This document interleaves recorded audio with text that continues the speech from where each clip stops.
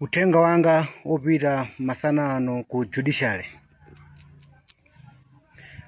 Zindikirani kuti ngati pali nthambi ya boma yomwe amalawi panopa ali nayo maso kapena atha kuyipangira upandu ndi judiciary.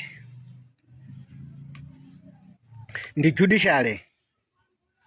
Zindikirani kunena kuti mphamvu zomwe inuyo muli nazo mdziko muno ndi zomwe inuyo munangopitira ku sukulu ndi kukaphunzira za malamulo. Mphamvu zomwe zili ndi Profesa Arthur Peter Mutharika ndi mphamvu zopasidwa ndi amalawi onse nsanje tuchitipa. Zimenezozo muzindikire. Amalawi panopa ndi okwiya kwambiri ndi nthambi ya judiciary. Chifukwa ndi nthambi yomwe inapanga zinthu zopusa m'mbuyomu 2019 kulowesa anthu okuba, kulowesa anthu okupha amene anapha Saulo Chilima ku Chikangawa nkuzilowesa mboma. Zonsezo amalawi panopa zili mmutu mwawo. Amalawi kudya chitedze, amalawi kumagona mizere italitali ya filling station, fetereza kumakagudwa ku butchale. Zonsezo amalawi mmutu mwawo zilimo. Inuyo a judiciary zindikirani kuti ngati pali mademo oyambirira mdziko muno amene amalawi akukhala nawo m'mitu mwawo apangira inu.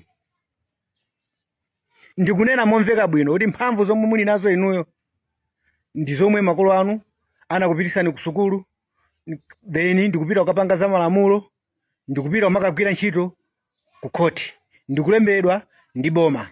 Boma ndiye anthu amalawi ainu ake.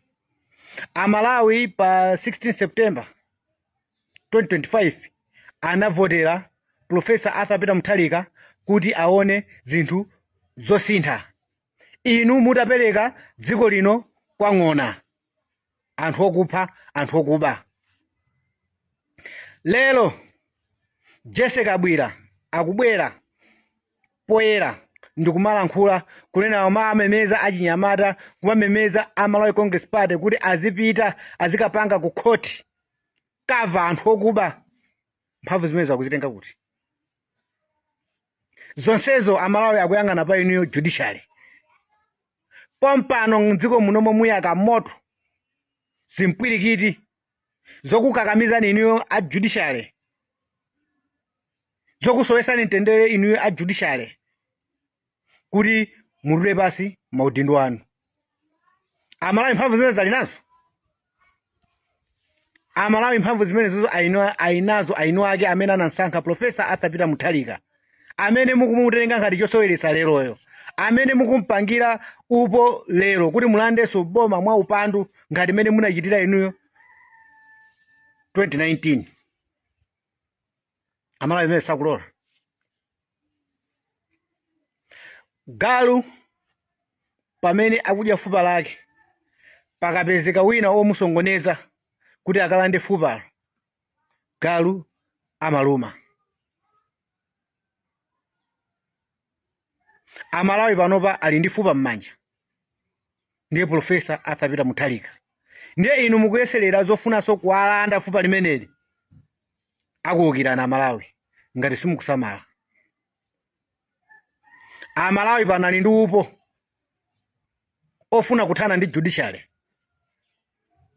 pa zigamulo zopusa zomwe zikutuluka ku judiciary. More especially Amalawi akuzindikira kunena kuti judiciary ndi teamwork ya Malawi Congress Party. Izizo sizobisaso kapena sizonyengererana. Moto oyambirira kuyaka mdziko muno ku nthambi ya boma uyaka ku judiciary. Izo sizonyengereraso kapena sizodaniso ayi. Sizobisa. Ndi zomwe Malawi panopa zikuyenda mmutu mwake. Perekani ulemu kwa president wa dziko lino. vomerezani president wa dziko lino Profesa Arthur Peter Mutharika anavoteredwa ndi anthu. Inu m'mipanomo munakhalamo chifukwa chongophunzira za malamulo noti amalawi kukuyikani m'mipando pogwirisira ntchito voti. Profesa Arthur Peter Mutharika anamuyika pa mpando amalawi pogwirisira ntchito voti. Inu ndi Profesa Arthur Peter Mutharika ndi anthu osiyana. Chifukwa inuyo munangokhala ndi zokuyenerezani zokuti mutha kugwira ntchito ku judiciary. Pomwe Profesa Arthur Peter Mutharika anamuyenereza ndi amalawi nsanje tuchitipa kuti awatumikire. So osamafuna kumapereka chipongwe kwa Profesa Arthur Peter Mutharika kugwirisira ntchito judiciary, kugwirisira ntchito malamulo. Amalawi akutulukirani. Pompana amalawi athana nani.